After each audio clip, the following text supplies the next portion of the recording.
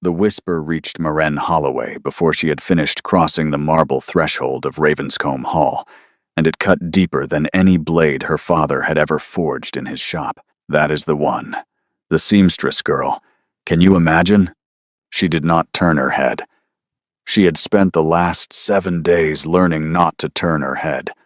Lady Hesper Vaughan had drilled her in the art of stillness, with the same severity that other women used to drill their daughters in needlework. Chin level. Shoulders open. Eyes forward. Never let them see you break. The grand entrance hall was lit by 1,000 candles, and the scent of beeswax and hothouse lilies hung thick in the warm air. The other guests, all velvet and silk and quiet aristocratic confidence, parted around her in a slow current. She was simply moved past, the way river water moves past a stone. A second whisper, closer this time. He must have lost a wager, or his senses. There is no other explanation for bringing a tradesman's daughter to a gala of this rank. Maren kept walking. Her gloves were borrowed. Her gown of pale blue silk had been altered in 3 places. The single pearl at her throat had belonged to her mother, who had been dead for 11 years. Tonight, that pearl was the only thing on her person that was truly hers, and she pressed her thumb against the chain at her collarbone for the comfort of feeling it there. 7 days ago, she had been measuring fabric by candlelight in her father's shop on Cobbler's Row, hemming a wedding gown and trying not to think about the eviction notice tucked beneath the till. 7 days ago, she had not yet met Lady Hesper Vaughan, who had walked into the shop at dusk to retrieve a torn cloak, and had walked back out an hour later with a young woman whose stitching was finer than any court embroiderer's. 6 days ago, Lady Hesper had offered her the position, companion, live at Whitmore House. There had been only one condition. You will accompany me to the Ravenscombe Gala. Whatever they say, you will not break. Tonight Maren understood why. She would not. A third whisper, louder than the first 2 combined, came from a knot of women near a marble pillar wreathed in ivy. His Grace must have lost his mind. To bring her here, of all evenings, they are calling her his mistake already, and the music has not even begun. The word landed in her chest like a coin dropped into deep water. Mistake. Across the hall, near the head of the receiving line, the Duke of Ravenscombe stood with his hands folded behind his back, and Maren, against every instruction, allowed herself one full glance at him. He was not smiling. She had not, in truth, expected him to be. He was a tall man, perhaps 34, with hair the color of wet slate and a jaw sculpted to refuse softness. His coat tonight was the deep, sober green of a winter forest. He stood among gilded earls and braided generals, and looked more dangerous than any of them, simply by being still. And he was looking at her. He was looking at her in a way that suggested he had been listening to every whisper in the room since the moment she had stepped through the door. Behind her, Lady Hesper, delayed at the door, finally caught up. "Walk on, my dear," Lady Hesper murmured at her elbow. "We are nearly to your seat." They proceeded down the long hall. Maren did not look at the Duke again. Lady Hesper walked beside her, one gloved hand resting at the small of her back, and Maren understood that the hand was not guidance. It was a shield. They reached the inner drawing room. Lady Hesper was drawn into conversation by a dowager in lavender silk. Maren, free for a single moment, drifted toward a tall window and let herself breathe. That was where she heard the 4th whisper. The one that did not come from a stranger. It came from a woman she could see in the polished glass of the window, reflected behind her 2 paces back. The woman wore crimson and a string of rubies that must have cost more than Cobbler's Row had earned in a decade. Her voice was pitched precisely loud enough to carry. "I do hope someone has told the poor creature that the Duke is not in the habit of marrying his charity cases. The last one ended very badly. Surely Lady Hesper would not be so cruel as to let her hope." The sound that left Maren's throat was the absence of a sound. She turned. She had not planned to turn. But something in her, older than 7 days of training and stronger than 11 years of grief, simply turned her body for her, and her chin lifted of its own accord. "Forgive me," Maren said, voice clear and level, "but I believe you have mistaken me for someone in need of your sympathy. I am not. I am a guest in this house, and I have been welcomed by the only people whose welcome I require." The woman in crimson stared at her as if a footstool had spoken. Lady Hesper across the room turned at the sound of Maren's voice. So did 3 other heads. So did, Maren realized with a slow, cold drop of her stomach, the Duke himself, who had moved at some point from the receiving line to the doorway of the drawing room and was now standing not 20 paces from her, perfectly silent, his gray eyes fixed on her face with an expression she could not read. He had heard her. He had heard the woman in crimson. He had, she suspected, heard every whisper in the hall. The drawing room was very quiet. The Duke of Ravenscombe inclined his head, slightly, in Maren's direction.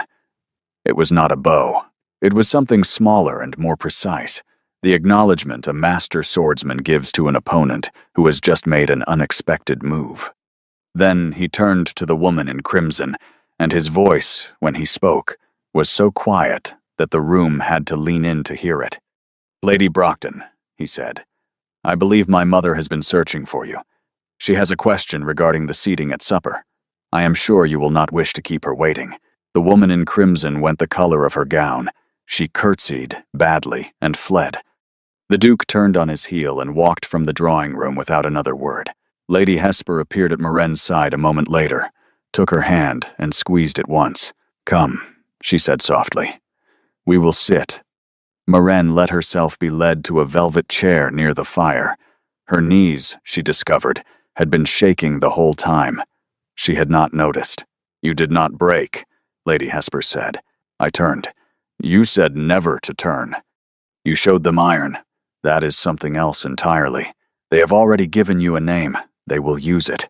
"Mistake," Maren whispered. "Yes. Why did you bring me here, knowing this?" "Because the Duke required a reason to remember who he is, and because I required a reason to believe I had not been wrong about him. Tonight has answered both questions, and we have not yet reached the first dance." Maren sat very still in the velvet chair, her mother's pearl resting cool against her throat, and tried to understand what had just been said to her. She knew that she had been called a mistake in front of 300 people, and that the Duke of Ravenscombe had heard every word, and that for reasons she did not yet comprehend, he had chosen to answer on her behalf. She also knew that he was going to want to speak with her before the night was through. The summons came at the hush between the 4th and 5th dances, when the orchestra paused to retune. A footman appeared at Lady Hesper's elbow. Lady Hesper nodded once. "His Grace requests a word," she said quietly. "In the Green Library. I will accompany you to the door. I will not enter." Maren rose. She followed Lady Hesper along a side passage hung with old portraits, whose painted eyes seemed to follow her without warmth. They reached a heavy door of dark walnut. Lady Hesper laid one gloved hand against it. "He will be brusque. He has not learned another way in some years. Do not mistake the manner for the meaning. Speak as you spoke in the drawing room." She rapped twice. From within came a single word: "Enter." Maren stepped inside. The door closed behind her, soft as a sigh. The Green Library was a long, narrow room, walled in books from floor to ceiling, with a single tall window at the far end that looked out over a moonlit terrace. A fire burned low in a stone hearth, and a green-shaded lamp stood on a writing desk, casting a pool of light across a scatter of unopened letters. The Duke stood at the window with his back to her, one hand resting on the sill. He did not turn at once. "You spoke without permission tonight," he said. "Yes, Your Grace. To one of the most powerful women in 3 counties. Yes, Your Grace. You were warned against precisely that. I was, Your Grace." He turned then. The lamplight caught the side of his face and softened nothing about it. "Then why, Miss Holloway?" "Because if I had not spoken, the next girl Lady Hesper brings into a room of that kind would have heard the same words said about her, and would have believed them true, because no one had ever stood up and said otherwise. I cannot speak for that future girl. I can only speak for myself, and I am not what Lady Brockton called me. You are a tradesman's daughter. Yes, a seamstress. Yes, Your Grace, a good one. Your father is a saddler.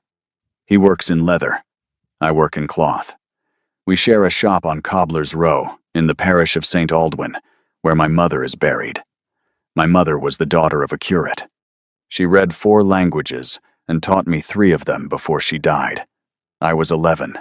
Since then, I have kept the ledger of my father's shop and taken in mending to keep us housed. Lady Hesper found me 1 week ago because she tore the lining of a cloak. I did not seek her. I did not seek you. I sought only to mend the cloak and be paid for it. The Duke was very still while she spoke. When she had finished, the silence was so complete that Maren could hear the soft collapse of a coal in the grate. "Sit down," he said. She sat. He moved to the writing desk and rested both hands flat upon it. "I owe you an explanation. My mother lost her younger sister, my aunt, 8 years ago, to a man who married her for her dowry and discarded her for a woman with a larger one. My aunt did not survive the discarding. Since that day, my mother has made it her quiet business to find young women who stand at the edge of ruin and to offer them what my aunt was not: a door, a name to walk under, a year of safety. Lady Hesper has joined her in this work. Together they have helped 17 young women in 8 years. You, Miss Holloway, are the 18th. Maren's hands tightened in her lap. "I did not know. You were not meant to know tonight. You were meant to be presented, observed, and returned safely to Whitmore House before any decision about your future was required. Lady Brockton was not part of the plan. Neither was your answer to her. Both, I find, have altered the evening considerably." He looked up.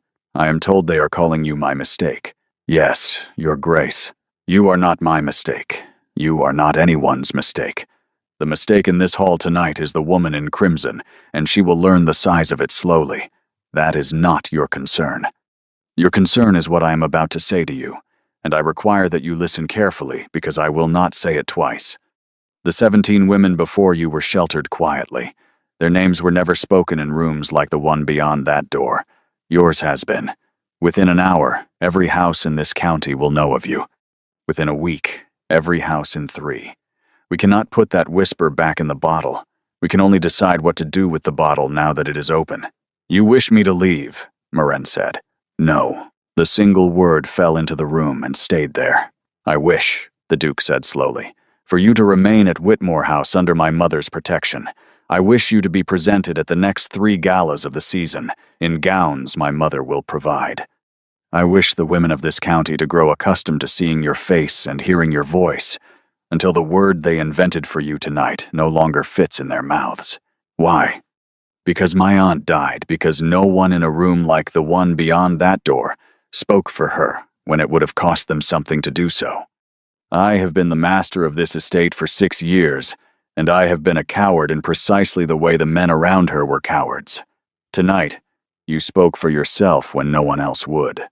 My mother suggests I might consider doing the same, occasionally, for someone other than myself." Maren discovered that she could not speak. "There will be conditions. You will not leave Whitmore House without Lady Hesper or my mother. You will not write letters outside the household without showing them first. You will not attempt to defend yourself in public again without instruction. Yes, Your Grace. You may, at any moment, withdraw. A coach will be made ready. You will be returned to Cobbler's Row with a sum sufficient to purchase the lease on the shop outright. That offer stands tonight, tomorrow, and every morning after.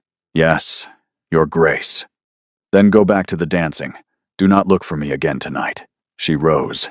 Her knees, she found, were steady this time. She crossed to the door. With her hand on the latch, she paused and turned. "Your Grace." He looked up. "You said you would not say it twice.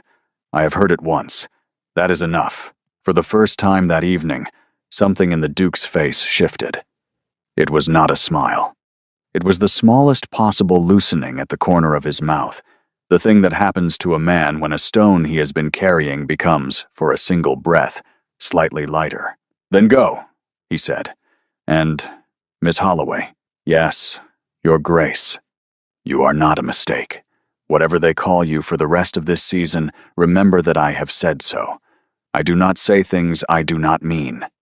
Maren stepped out, closed the door behind her, and stood for a moment in the corridor, her hand pressed flat against the cool wood, breathing as though she had run a great distance.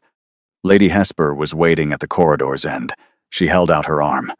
Maren took it, and together they walked back toward the music. She did not sleep that night.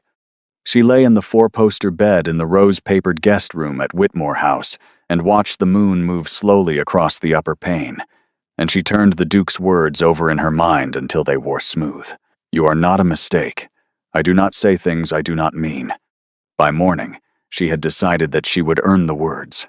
Not deserve them, which felt too large a thing to claim, but earn them, day by day, until the doing of it became a kind of answer. Whitmore was smaller than Ravenscombe and warmer, a square stone manor of 3 stories set in a park of beeches. Lady Hesper introduced her to the household one by one.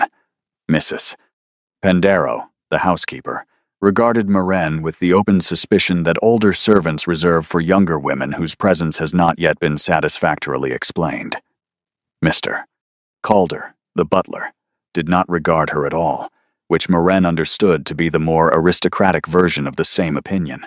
"You will win them," Lady Hesper said. "Not by charming them, by being useful and not making a fuss. Mrs. Pendero values usefulness above almost any other virtue, and Mr. Calder values silence. You possess both. I would like to be useful." "I know. That is why you are here." Lady Hesper led her into a small writing room at the south end of the house, where a desk was set beneath a window and a fire had been lit in a tiled hearth. "This will be your work. The household correspondence, the menus, the orders to the village suppliers. Mrs. Pendero has been managing it badly because she is a housekeeper and not a clerk. You will lift it from her hands. You will be gentle about the lifting.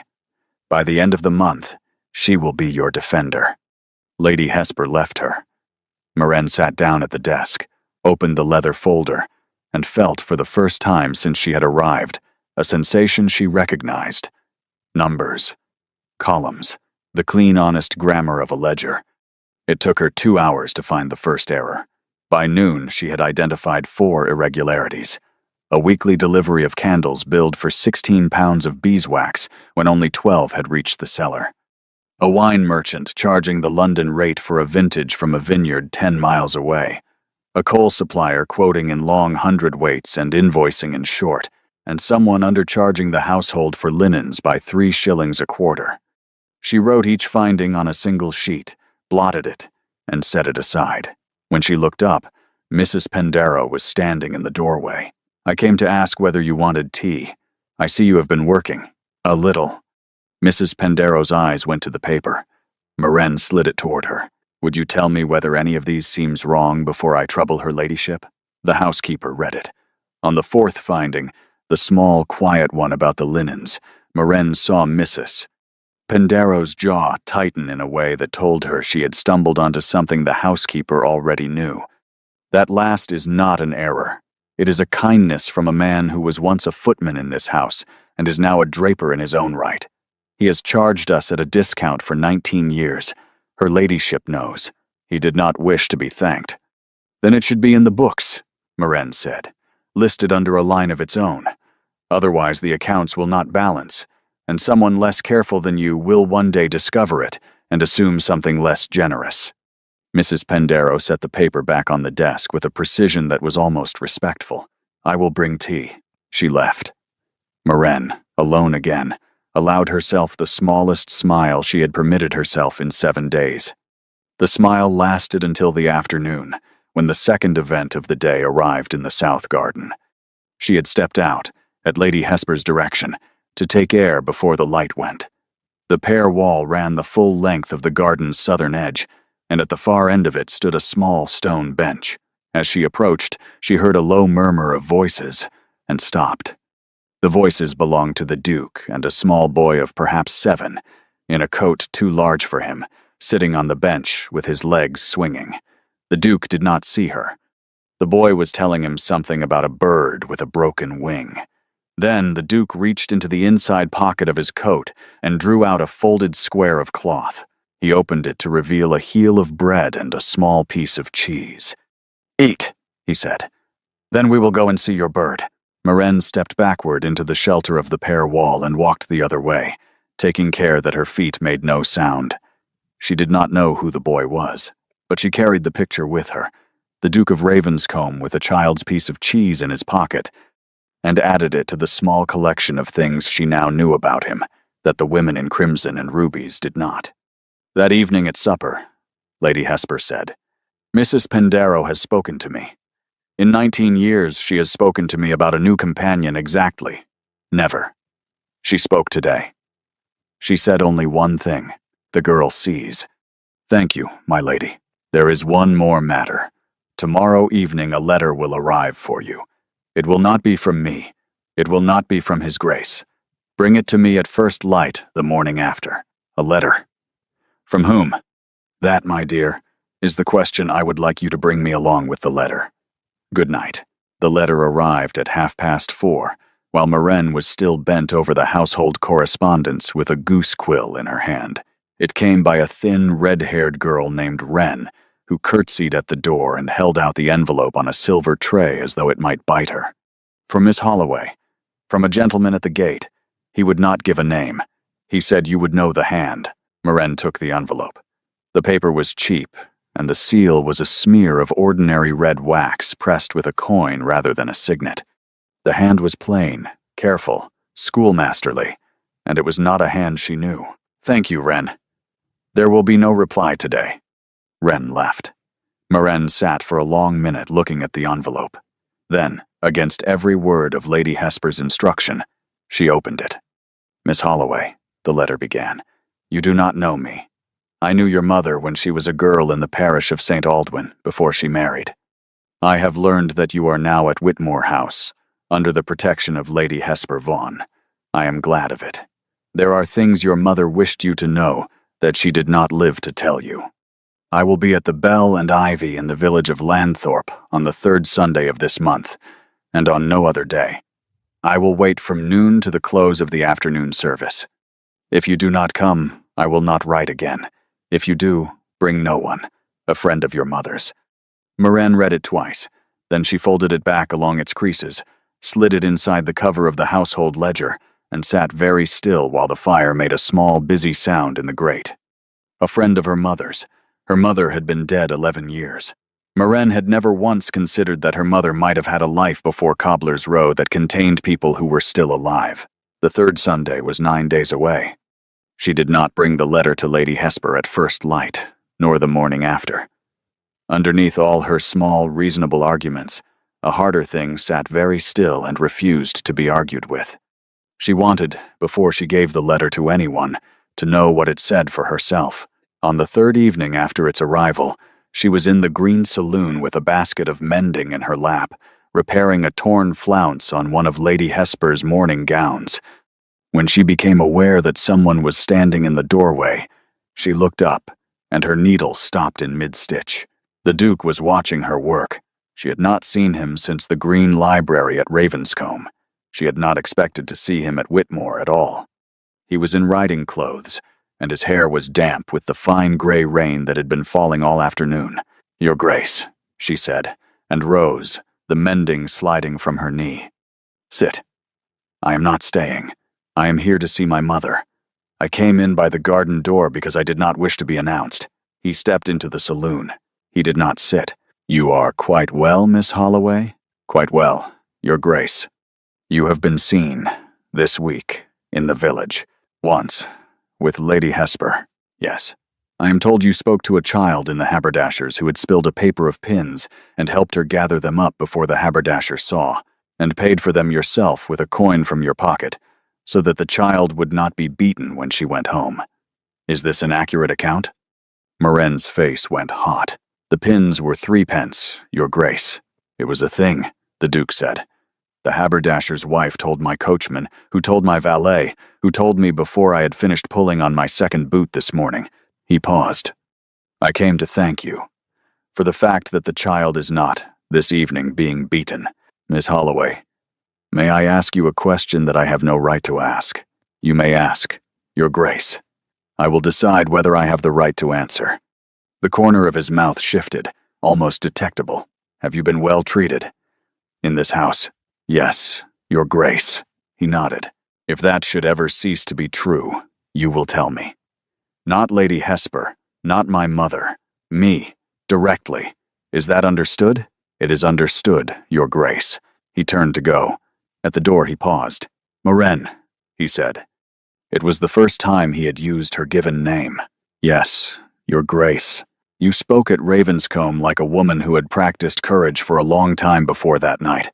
I do not believe one practices courage in a saddler's shop on Cobbler's Row without a reason. I shall not ask the reason. I only wish you to know that I have noticed there is one. She sat with the mending in her lap for a long time. Her hands did not shake. Her face was perfectly still. But somewhere beneath her ribs, a small private place had grown a little wider, and a little softer, and a little harder to defend. She slid the letter deeper into the lining of her sleeve, and she went up to bed, and she lay awake counting the days until the third Sunday. 6. The second letter came on the morning of the fifth day, and the second letter changed everything. Moren was at her desk when Mr. Calder appeared in the doorway with an envelope and an expression she had not seen him wear before. Today he wore something close to apology. For you, miss, brought up from the gate by the postboy. The hand is unfamiliar to me. Thank you, Mr. Calder. He did not leave at once. He stood in the doorway and said, very quietly, Lady Hesper is in the morning room, miss, should you require her. He left. Moren looked at the envelope. The hand was a hand she knew. She had seen it on receipts and on bills, and once, when she was 14, on a list of her own faults pinned to the wall of the kitchen for a week. Her uncle, Silas Holloway, who had not spoken to her father in 9 years and who had been the largest reason, when she was a child, that she had learned to walk softly past closed doors. She broke the seal. Moren, I have heard, by a cousin who heard from a coachman, that you have placed yourself in the house of a Lady Vaughan under the protection of the Duke of Ravenscombe. I take leave to doubt the protection. Your father owes me £140, which he borrowed at the time of your mother's burying and has not repaid in 11 years. The lease falls due for renewal at Lady Day. I hold the paper. If the sum is not paid by the third Sunday of this month, I shall foreclose, and I shall make the matter public in a manner that will reach the houses of Whitmore and Ravenscombe. There is a kinder remedy. Return to Cobbler's Row. Marry the man I have already named to your father. His settlement will clear the debt. You have until the third Sunday. Your obedient uncle, S. Holloway. The third Sunday. The same Sunday. The day the friend of her mother had named at the Bell and Ivy in Lanthorpe. It was not coincidence. Her uncle did not believe in coincidences. He had decided that the third Sunday would be the point at which her life, and her father's, broke open like a walnut under a hammer. She did not go to Lady Hesper at once. She went to the south garden. She walked the length of the pear wall twice in the cold spring air without a shawl. She came back into the house with her thoughts in the order she required them to be in, and she went to the morning room and asked Lady Hesper for a private hour. Lady Hesper looked up from her embroidery, took one full look at Moren's face, and set the embroidery aside. I have not been honest with you. The first arrived 4 days ago. The second came an hour past. They are connected. I did not know they would be. Lady Hesper read the letter from the friend of Moren's mother first, then the letter from Silas Holloway. Then she placed them both back on the table between them with the careful gentleness of a woman handling something she fully intended, in a moment, to set on fire. You should have brought me the first the morning after it came. Yes, my lady. Why did you not? Because, Moren said, my mother died 11 years ago, and a stranger has just told me she had a life I did not know about, and I wished, before I gave that to anyone else, to know what it was. Lady Hesper looked at her for a weighing moment. And what do you wish to do? I wish to meet the friend of my mother on Sunday. I wish my father not to lose his shop. I wish not to marry the man my uncle has chosen. I will not walk back into the house my uncle is standing in. I would rather sleep in the street. If you wish me to leave Whitmore by tomorrow, I will leave, but I will not be sent home. I will not send you home, Lady Hesper said. Moren let out a breath she had not known she was holding. But I will not, Lady Hesper continued. Conceal this from his grace. He has ears and means we do not. You will tell him what you have told me. You will tell him today. He will be angry that I withheld the first letter. He will be angry. Yes. He will also, in the end, do what is required. That is who he is. Beneath the anger, The Duke arrived at Whitmore an hour and a half later. He walked into the morning room, took one look at the 2 letters laid on the table, and read them in silence. When he had finished, he turned to Moraine. "You had the first for 4 days." "I did, Your Grace." "You were instructed to bring it to Lady Hesper at first light." "I was. I disobeyed." "Did you intend, at any point in those 4 days, to go to the Bell and Ivy without telling anyone in this house?" She did not lie. "Yes, Your Grace, for 2 of the 4 days. On the 3rd, I began to think differently. I had not yet decided when the 2nd letter came." He nodded. "You are honest. That is the only reason I am still in this room. The uncle is a problem we can solve. The debt is £140. I will instruct my solicitor to discharge it tomorrow. The lease will be transferred into Miss Holloway's name and held in trust for her father. Silas Holloway will be informed that any further communication will be answered by the magistrate of his parish. The friend of your mother is a different matter. I do not propose to forbid the meeting. I propose that you not go to it alone. Lady Hesper will accompany you. She will sit at a separate table at the Bell and Ivy. She will only be in the room." Moraine could not, for a moment, speak. "I find them," she said at last, "very generous, Your Grace." "They are not generous. They are practical. You are useful to this household, and you have, as of this afternoon, demonstrated that you are also honest under pressure, which is a rarer thing. I do not propose to lose either trait to a debt of £140 and an uncle with delusions of authority." He rose. "One thing more, Miss Holloway. The next time a letter comes to you in this house from a hand you do not know, you will bring it to Lady Hesper or to my mother or to me within the hour. I require only that we know it has come." "We are understood, Your Grace." He left. Moraine discovered that she was crying quietly, and that Lady Hesper had crossed the room and taken her hand. "He did not send me away." "No, my dear. I thought he would." He thought he would, too. We have all of us, this afternoon, surprised ourselves. On the Saturday before the 3rd Sunday, the village of Lanthorpe held its spring market, and Lady Hesper, who believed in distraction as a form of medicine, declared that they would go. "We will buy ribbons," she said, "and we will eat hot chestnuts, and we will not discuss tomorrow until tomorrow arrives." The market was set up along both sides of the green. Lady Hesper bought ribbons. Moraine bought, with her own first wages, a small twist of lavender soap, because her mother had used lavender soap, and the smell of it on the market air had stopped her in the middle of the green like a hand on her shoulder.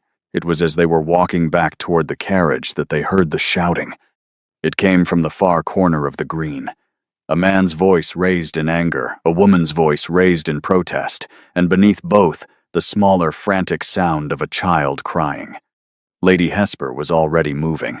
Moraine, who had been raised to walk away from shouting, found that she was moving too. The crowd at the cattle pens had drawn back into a loose circle. At the center stood a tall, thin man in a brown coat, holding a small girl of perhaps 8 by the upper arm, in a grip that had turned the child's skin white where the fingers met. The girl was crying without sound. A woman, plainly the child's mother, was pulling at the man's other sleeve. "Please, sir. She did not mean it. Please, sir. It was an accident." "What is the matter here?" Lady Hesper said. The crowd parted for her. The man in the brown coat did not let go of the child's arm. He turned, saw Lady Hesper, and said in clipped tones, "This child has stolen an apple from my stall. I am within my rights to take her to the constable." "The child," said Lady Hesper, "is 8 years old. The apple, I assume, is a penny. 2 pence. 2 pence, then. I will pay you 4 pence, and you will let her go." The man's face hardened. "With respect, my lady, this is a matter of principle." Moraine saw it before Lady Hesper did. The child's left wrist was already bruised. The bruise was yellowing at the edges, and it had the shape of a thumb pressed in hard. The mother saw Moraine see it. The mother's face crumpled. "He is not her father," the mother whispered. "He is my husband. He is not her father." Moraine understood, in that instant, several things at once. The child had not stolen the apple. The mother had stolen it and put it into the child's pocket so that, if they were caught, the punishment would fall on the smaller body and not the larger one. The man in the brown coat was not the apple's owner at all. He was someone the family knew, and he had taken the chance to put a hand on the child in public for reasons that had nothing to do with twopence. She stepped forward before she had decided to. "Sir, the child did not steal the apple." The man's eyes flicked to her. His grip on the child's arm tightened. "And who are you?" "I am Miss Moran Holloway. I am a guest at Whitmore House. I am traveling today with Lady Hesper Vaughan, whom you have just addressed. I am telling you, sir, that the child did not steal the apple, because I saw who did, and it was not she. It was a lie.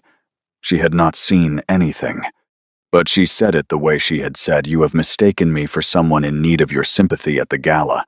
And the man in the brown coat heard the same iron in it that Lady Brockton had heard, and his fingers loosened on the child's arm by a single, telling degree. Lady Hesper, beside her, did not look at her. Lady Hesper had gone very still in the way of a woman watching a card she did not deal turn up the right color. "Then who," said the man slowly, "did steal the apple?" "I did," said Moran. "I stole the apple. I was hungry. I am from Cobbler's Row, sir. I dropped it into the child's pocket when I saw you watching me, because I am a coward, and I am ashamed of it. And I will pay you 10 times its price now in front of these people, for having let a child stand in my place. Will that satisfy your principle, or shall we go to the constable together?" She held out her hand. In her palm lay a shilling. The man looked at the shilling. He looked at Lady Hesper. He looked at the crowd, which had grown larger and quieter, and which contained, he was beginning to realize, several faces he traded with on the other Saturdays of the year. He let go of the child's arm. "That will not be necessary," he said. "The matter is closed." He took the shilling anyway. Moran let him. The crowd opened. The mother seized her daughter's hand and was gone.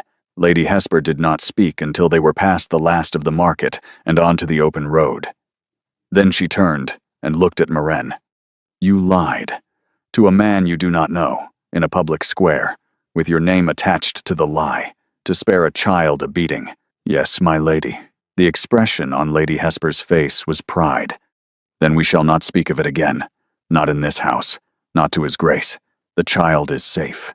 The shilling is gone. The story is yours. But you should know that I have lived 61 years upon this earth, and I have seen perhaps a dozen people in all that time take a punishment that was not theirs in front of a crowd that would remember. They are the only people, in my experience, who are worth anything at all." But the matter did not remain in the carriage between them. By the time they had climbed the steps of Whitmore and Mr. Calder had taken their cloaks, the man in the brown coat had ridden hard from Lanthorpe to a house 3 miles to the east. The woman of that house, who happened to be the elder sister of Lady Brockton of the crimson gown, had sat down at her writing desk and begun a letter. Moran did not yet know any of this. She only knew that as she came down the stairs at 4:30, Mr. Calder was standing in the entrance hall with an envelope, and that the envelope was sealed with a crest she did not recognize, and that this time, before she even took it, he said very quietly, "I will inform her ladyship at once, miss. I have already sent word to his grace." Moran took the envelope. The wax was still warm. She did not open it.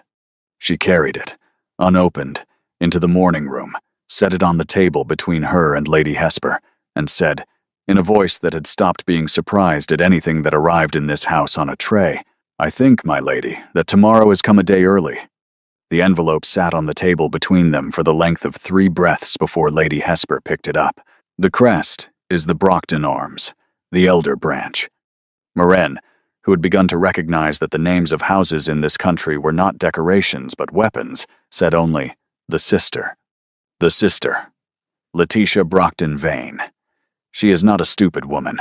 She is therefore a far more dangerous one than the lady you met at Ravenscombe." She broke the seal. She read the letter without changing expression and handed it across. "Lady Hesper, it has been brought to my attention this afternoon, by a gentleman of unimpeachable reputation, that the young woman presently residing under your roof was observed in the village of Lanthorpe, publicly confessing to the theft of fruit from a market stall. I write to you in friendship, of long standing, and to express my surprise that a woman of your judgment should harbor a person of so confessed a character. I would urge you, before the gossip reaches Ravenscombe, to consider whether her continued presence does not place His Grace in a position which, however generous his nature, he ought not to be asked to occupy. Yours in candor and concern, L. Brockton Vane. She has a witness, Moren said. She has a witness who has been paid for his witnessing. The man in the brown coat was not a stranger to the Brockton Vane household, my dear. I should have seen it at the cattle pens. I did not. That is my failure. He was placed there. Mr. Calder appeared in the doorway. His Grace, my lady. Just arrived. The Duke came in still in his riding coat. The rain had started again outside. He took one look at Lady Hesper's face, then at the letter, then at Moren, and crossed to the table without speaking and read it himself. When he had finished, he set it down. The man in the brown coat was placed? We believe so. He turned to Moren. Tell me what happened in the market. All of it, she told him. She did not soften any of it. She told him about the bruise on the child's wrist, and the lie she had spoken about the apple and the shilling she had handed over. She looked at the Duke. He listened without moving and without interrupting, and when she had finished, he was quiet for a long count. You confessed to a theft you did not commit, to spare a child a beating, without consulting Lady Hesper, knowing that any such confession in a public market would, by sundown, be known in 3 counties. I knew it might. I did it anyway. He turned away from her. He walked the length of the morning room to the fire and stood with his back to them both, looking down into the coals. You are aware, the Duke said to the fire, that you have done me a considerable injury this afternoon. Yes, Your Grace. The injury is not the confession. The injury is that within a week the question of whether the Duke of Ravenscombe shelters thieves will be debated in drawing rooms I have spent my adult life keeping out of. The injury is to my house. Do not pretend it is not. I do not pretend it is not, Your Grace. He turned. His face, in the firelight, was not angry. That was the thing that frightened her. She had braced for anger. What she saw instead was a man working out, in real time, what kind of man he intended to be. Tell me, Miss Holloway, if you stood again in that market square, with the same child and the same man and the same bruise on the same wrist, knowing what I have just said to you about my house, what would you do? Moren did not have to think. I would do the same, Your Grace. The fire made a small sound in the grate. Why? He said. Because the child is 8 years old. Because the mother put the apple in the child's pocket so that the punishment would fall where it could be survived. Because I was raised in St. Aldwyn, where I have seen children with bruises in the shape of a man's thumb, and I have walked past every time. Because I was a girl alone in a saddler's shop on a row that had no defenders. I am not, today, in such a row. I am in your protection. If your protection does not stretch to a girl of 8 in a market square with a bruise on her wrist, then I do not know what your protection is for. Lady Hesper, very softly, breathed out. The Duke did not speak for a long time. He looked at her, and his face did the small loosening at the corner of his mouth, except that this time it traveled, slowly, to his eyes, and stayed there. Then we will write back to Lady Brockton Vane, he said. Tonight, the 3 of us. We will not send a letter that begs. We will not send a letter that apologizes. We will explain, with great courtesy, exactly what happened in the market, exactly who was holding the child's arm, and exactly what the bruise looked like. We will name the man in the brown coat. We will mention that I have personally instructed my solicitor to inquire into the gentleman's references, since he appears to be free with his hand on small girls in public squares. He sat down. Lady Hesper. Paper. Pen. Miss Holloway, you will tell me, sentence by sentence, what you wish to say. I will translate it into language her ladyship will find harder to misquote. They wrote until the candles guttered. When the letter was finished and signed by all 3 of them, the Duke folded it himself and pressed his own seal into the wax. This will go by morning post. He turned to Moren. His face had returned to its usual sober register, but something behind it had not gone back where it came from. I told you, in the Green Library at Ravenscombe, that I do not say things I do not mean. I am about to say a thing I did not intend to say tonight, and I would prefer, for both our sakes, that you not answer it. She waited. You are not a person I can afford to want the good opinion of. I am informing you that I appear to want it anyway. That is all. Good night, Miss Holloway. Good night, Mother." He left.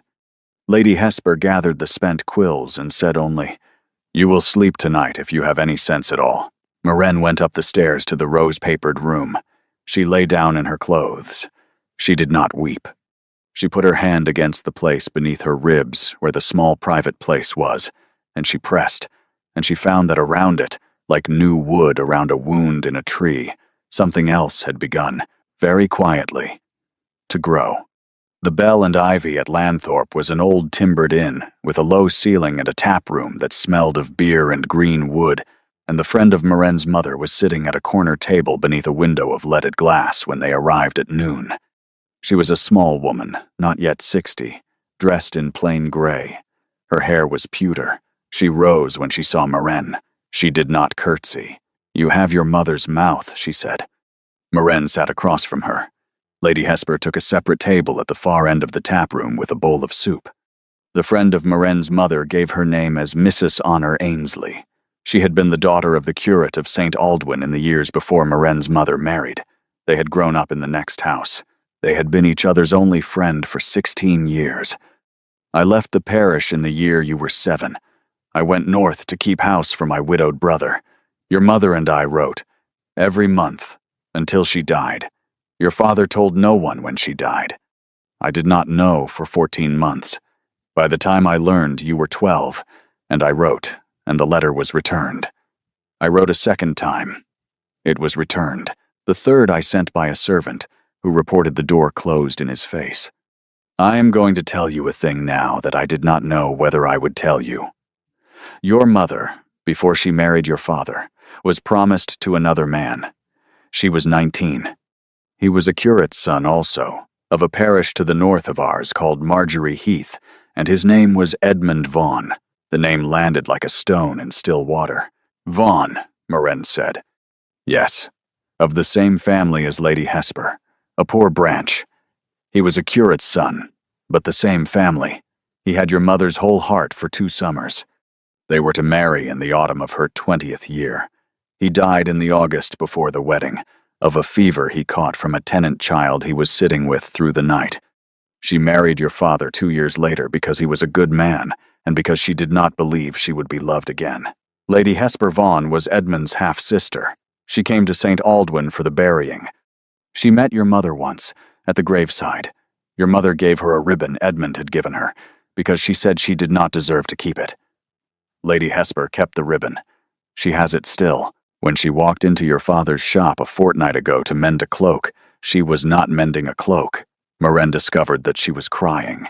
She wiped her face, and Mrs. Ainsley waited. Why you are telling me this today, Maren said. Because your uncle Silas Holloway has written to me also. He did not know who I was. He believed me to be a person of small consequence. He wrote to inform me that if I did not stay away from his niece, he would discover and reveal to her a thing about her mother that would break her. The thing he meant is what I have just told you. He has known of it for some years. He intended to use it to drive you back to him before you could hear it from a friend. He has miscalculated, Maren said. He has miscalculated, Mrs. Ainsley agreed. They sat together a long while. Mrs. Ainsley spoke of the sound of Maren's mother's laugh, her habit of walking barefoot in the orchard in the early morning, the lavender soap she had favored. I have a piece for you. She drew from a small reticule a folded square of paper and a length of faded blue ribbon. The paper, a letter from your mother to me. It says she hoped you would be loved one day by a man who was not afraid of being kind in front of other men. It is yours now. The ribbon is a copy of the one your mother gave Lady Hesper at the graveside. I dyed it the same color. I wished there to be something left for you in the world that was the color of the thing your mother once gave away. Maren took the ribbon. It was as soft as old water. Your uncle. He will not stop because his lordship has paid the debt. He will move to a different ground. Be watchful. She touched Maren's hand once and went out. They rode home in the carriage without speaking. Maren held the ribbon in her gloved hand. Halfway back, Lady Hesper said, without turning her face from the window, Edmund had a small white scar through his left eyebrow. Your mother used to touch the scar with her thumb when she thought no one was looking. I saw her do it once, at the graveside, before she gave me the ribbon. I thought you might wish to know. Morena did wish to know. It was not until they reached Whitmore and Mr. Calder met them at the door with a face that had abandoned all pretense of blankness that Morena understood the day was not over. My lady, her ladyship the dowager, she has had a turn. The physician is with her. His grace has been sent for. Mrs. Penderrow is with her. She has been asking for Miss Holloway. Lady Hesper's hand closed on her wrist. Come, my dear. Come now. And pulled her toward the stairs. The Dowager Duchess of Ravenscombe had collapsed at 2:30 while reading a letter brought from the Morning Post. The letter was from Silas Holloway. The Dowager was awake when they reached the Blue Room, but she was very pale. The physician, Mr. Trefaro of the village, spoke quietly to Lady Hesper at the door. A small attack of the heart, not a great one. The next 24 hours will tell. She has asked for the young lady. Morena went to the bed. The Dowager turned her head on the pillow. Sit, child. Take my right hand. The left is being unhelpful. Morena sat. The hand was warm and very dry. The letter was from your uncle. He wrote to inform me of certain matters concerning your mother which he believed would horrify me. They did not. I have known of them since the day Lady Hesper came home from Cobbler's Row a fortnight ago. He did not know that I knew. The second thing. My son, you must not, Morena, allow him to ruin this by being noble. He has been trying since the night of the gala to convince himself that what he feels is duty. It is not. It is the first ordinary human feeling he has permitted himself in 6 years, and he is, as a result, behaving like a man with a fever he does not know the name of. You will tell him, when he arrives, that I have spoken to you. You will tell him I have said, in plain words, that he is to stop pretending. I understand, madam. The third thing. Lady Hesper. Yes, madam. Come closer, my dear. Lady Hesper bent over the bed. The Dowager turned her right hand and laid it for a moment against Lady Hesper's cheek. We are not finished. Promise me you will not be alarmed enough to be sentimental. I promise, said Lady Hesper. Her face was wet. Now I am going to sleep. The girl will sit with me. You will tell my son in the hall that I am not dying. The Dowager slept. The Duke arrived at 7:20. Morena heard the front doors. She heard Lady Hesper's voice in the hall, low and steady. Then there were boots on the stairs, and the door of the Blue Room opened, and the Duke came in. He did not come to the bed first. He came to Morena. He stood by her chair without speaking and looked down at his mother for a long time, and then at the joining of their two hands. And Morena understood that he was looking at it as one looks at an answer to a question one has been afraid to ask. She is going to be well, he said, very low. Mr. Trefaro says the next 24 hours. Your Grace, she is going to be well. It was not a question, and Morena did not contradict him. He sat on a low footstool at the bed's foot, his elbows on his knees. He did not speak for almost an hour. When at last he did, he said, without turning his head, she has spoken to you. She has, Your Grace, of all of it, including the part where you have been, in her words, behaving like a man with a fever you do not know the name of. The Duke laughed. It was a single, soundless breath, the sound of a man caught. Morena, he said, yes, Your Grace, I am going to ask you something. I am going to ask it badly. I require you to hear it well. I will, Your Grace. He turned his head. His eyes, in the lamplight, were not slate. They were the color of wet bark in the spring. I am not asking you to marry me tonight. I am asking you only to know, now, what I have known since you did not need a thing said to you twice in the Green Library at Ravenscombe. I am asking you to know it because my mother is asleep in this bed, and she believes that I am capable of saying it aloud. I will not have her wake tomorrow morning and find that she has been wrong about me. Yes, Your Grace, tell me what you understand. Morena could not at first speak. Her throat had closed. She forced it open by an act of will. You are telling me that you love me. The Duke held her eyes across the body of his sleeping mother. Yes. That is what I am telling you." She did not answer. He had not asked her for an answer. He had asked her only to know it, and she knew it, and the knowing of it sat in her chest like a small lit lamp she did not yet dare to set down. The rain fell on the windows. The clock struck 9, and 10, and 11. At 11:15, Mrs. Pendero came to the door with hot broth. The dowager opened her eyes. She looked from her son to Maren and back, and her mouth, the side of it that had not been unhelpful, lifted very faintly.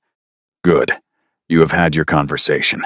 Now I should like my broth, and after my broth I should like to sleep until morning, and tomorrow I should like to sit up. I have a wedding to plan." The Duke bent his head. Maren saw his shoulders briefly shake.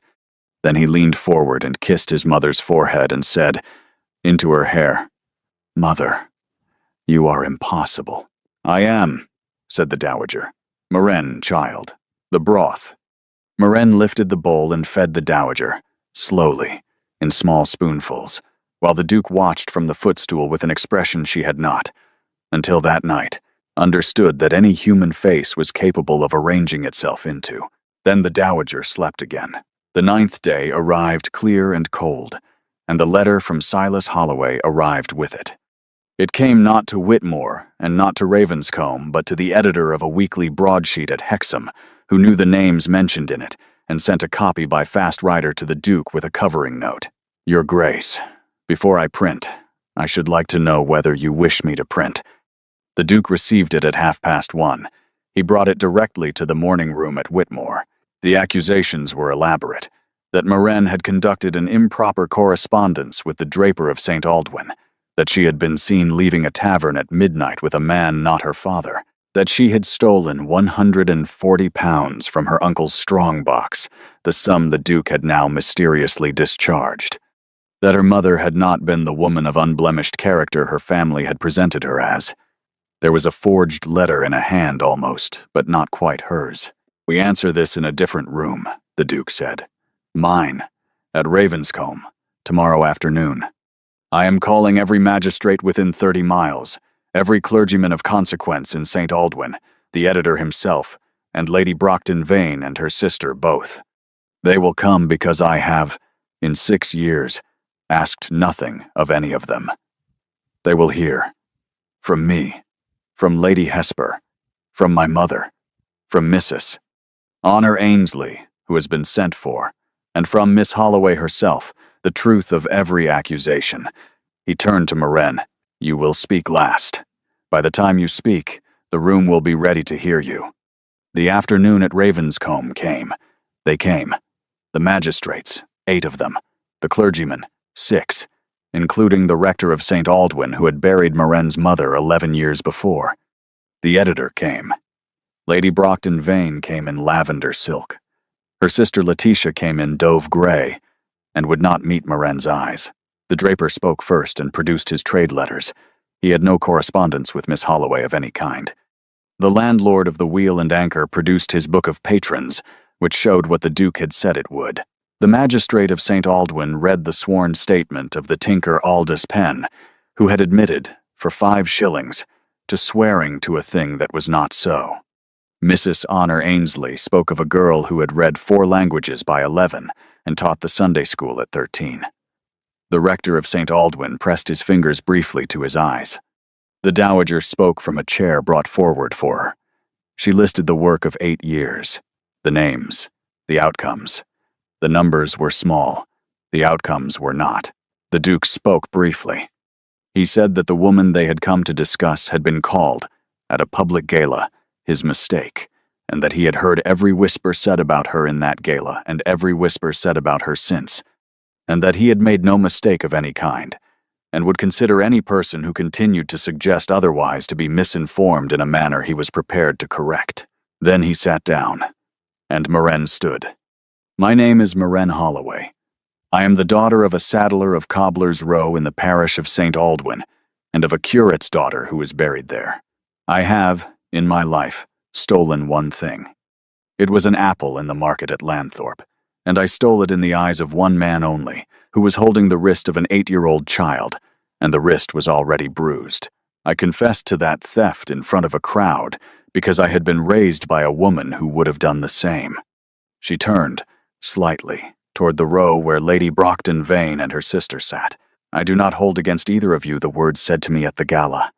The next whisper, in any room in this county, that calls me a mistake, will be a whisper made in full knowledge of what has been said here this afternoon. I trust to your good sense, ladies, that you will know what to do with that knowledge. She sat down. The rector of St. Aldwyn rose slowly to his feet and inclined his head to her, and sat. Then, one by one, every magistrate in the room, and every clergyman, and the editor with his clerk. Lady Brockton Vane rose last. She did not incline. She curtsied. Her sister Letitia did the same, half a heartbeat later, with her eyes still on the carpet. By the time the broadsheet went to press the following Friday, the story it printed was the Dowager's story. Silas Holloway received his copy by Saturday's post. The magistrate of his parish had paid him a visit on the Wednesday afternoon. He left the parish before sunrise on the Thursday and was not heard of again in the county. The Dowager came down to breakfast on the morning after the room at Ravenscombe. She came down on her own feet, with Lady Hesper at her elbow, and she sat at the head of the breakfast table at Whitmore in a dressing gown of plum-colored wool, and announced that she would like to show Maren something. After breakfast, child, in the small parlor, you and I. Hesper, you may join us. Nathaniel, you will not, because what I am about to show her is a thing of women's keeping. Mother, said the Duke. Hush. The small parlor was a paneled room with a tall window onto the south garden and a writing desk of dark walnut. The Dowager sat by the window. Lady Hesper took the chair opposite. Maren sat between them on a low embroidered stool that had, she realized only when she was on it, been placed for this purpose and no other. The Dowager drew, from a pocket of her dressing gown, a small brass key. The desk, child, the deepest drawer on the right. Open it. Maren opened it. Inside was a wooden box, plain. She lifted it out, fitted the key, and the box opened. It was full of letters, bound packets, each tied with a different colored ribbon, each labeled in a clear, small hand on a strip of cream paper tucked beneath the knot. The names on the strips were women's names. There are 17 packets in this box. Each is the correspondence of one woman I have helped since my sister died. Lady Hesper has the same box at her own house, with women she helped before we worked together, and several from her own mother's keeping. The two boxes between them hold the lives of more than 30 women. Maren held the box on her lap. There is one packet I would like you to read. It does not belong in this box. It belongs in Lady Hesper's. She lent it to me 18 years ago, on the morning I first wrote to your mother. The third from the top. The ribbon is dark green. Maren lifted it. The strip said, Imogen Cleaver, of the parish of St. Aldwyn. I do not know that name. You do not. She was the wife of the curate of St. Aldwyn in the year before your mother was born. She was widowed in childbed. She had no family willing to receive her. The parish would not keep her. Lady Hesper's mother brought her to Whitmore. She lived in this house, child, in the room you now sleep in. She recovered. She trained as a teacher. She went, in the year your mother was 4, to keep a school in St. Aldwyn. She taught your mother to read. She taught her, also, to love the 4 languages your mother went on to teach you. She died when you were 3. There is in that packet a letter from your mother, written when you were 6, in which she asks whether this house might, one day, do for her daughter what it had done for Mrs. Cleaver, if the day came when her daughter required it. I gave her my word. It has taken 18 years, but I have kept it. You are not in this house by accident. Maren could not for some time speak. She held the packet in her lap. The ribbon was old and faded almost to the color of moss in winter. Her mother's hand, on the topmost letter, was a hand she had not seen in 11 years, and the sight of it was a small physical blow, and she absorbed the blow and did not weep. Lady Hesper said softly, You are part of a longer line than you have been told, my dear.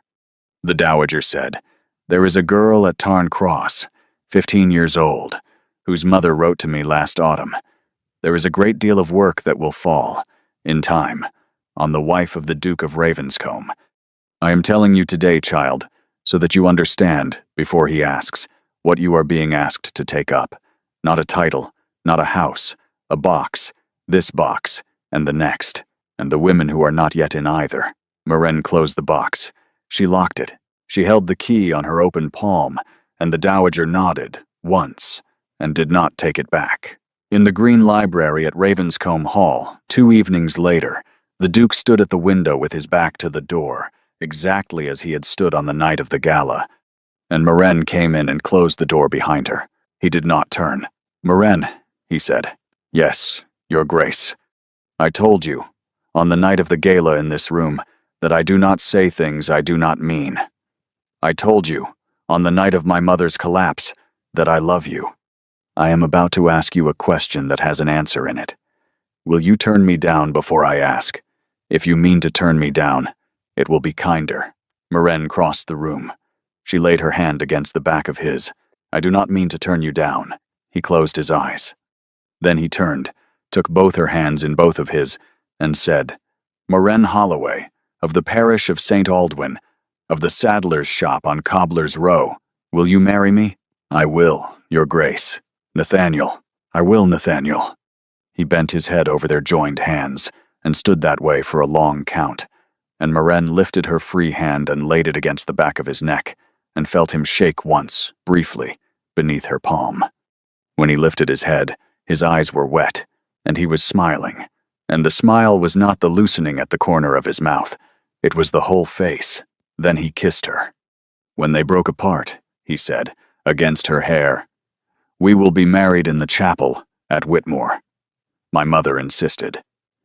"Before midsummer, there is one further thing." "Yes." "The box. My mother has given you the key. I should like, when we are married, for there to be a third box, yours. I should like it filled, in time, by women you have helped. Will you give me that?" "Yes," she said. "I will give you that." "Then we are settled, Nathaniel." In the corridor outside, on a bench beneath the painted eyes of armored men who had, since the night of the gala, lost a great deal of their menace, Lady Hesper sat with the dowager. When the door opened, the dowager rose without assistance, walked the 4 steps to Maren, and put both her hands against Maren's cheeks. "You will do, child. You will do very well." They were married on the 11th of June, in the small stone chapel in the park at Whitmore, by the rector of St. Aldwyn, who had buried Maren's mother. The dowager had refused to invite anyone whose attendance would have been an act of curiosity rather than affection. Mrs. Honor Ainsley traveled down from the north and sat in the 3rd pew. Maren's father, in a coat made for him by the draper of Cobbler's Row, sat in the 1st pew and wept quietly through the entire service. Maren wore a gown of cream silk, simply cut, with a single string of small pearls at her throat. The pearls had been her mother's. She carried no bouquet.